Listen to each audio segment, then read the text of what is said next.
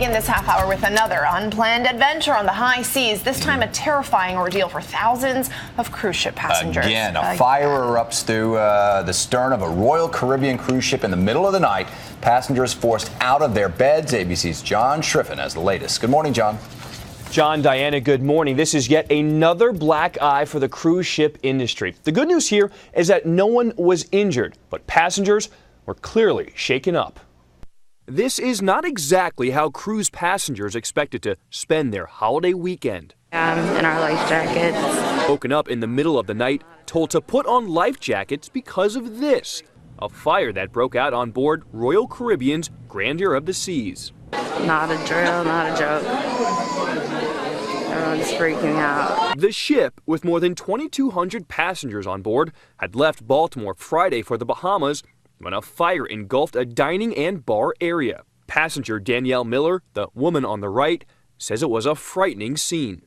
There was a light sparking and catching on fire, and they started lowering down the lifeboats. So we were just in a panic. There were people crying, like we were both just shaking, and we're like, I can't believe this is actually happening.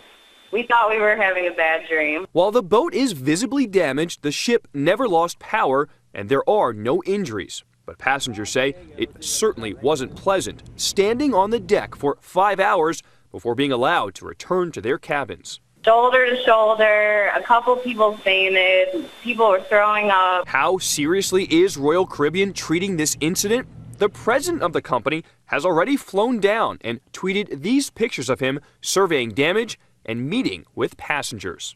Because of the fire, Royal Caribbean has decided to cancel the remainder of the trip, arranging flights back to Baltimore for all of the guests today. Now, the company has also decided to give a full refund for all of the passengers and a credit for a future voyage. John, Diana?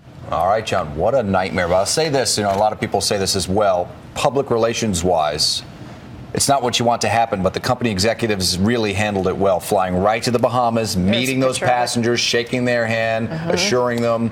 They gave them the refunds. They flew them back at the company's expense. Yeah, and unfortunately, we have the Carnival Cruise Line to look at as a comparison. This happened, earlier this year, and it was a nightmare for those people. Same as here. They were on there a lot longer, and it was just a delay in the reaction time that I think a lot of people are saying, well, Royal Caribbean probably certainly did not better. Good for the industry. I've never been on a cruise, mainly because I'm just a little afraid of the idea of getting seasick, but you see these stories and you go, oh, never mind. Which is not what the cruise ship industry wants to hear. Not at all. Yeah. And you really can have a wonderful time on cruises, but it really is kind of sad to see this. So here's what's really cool. Apparently, they not only handed out water, they made formula available to moms who needed to give babies their food, and they also held crying babies so that the parents could take a break. These are the crew members. It's just like when something goes wrong with your airplane, when they're up front with you right away and they don't give you a bunch of runaround and make you wait on a million lines, it's a little easier to swallow. No matter how bad it gets. Right. Okay.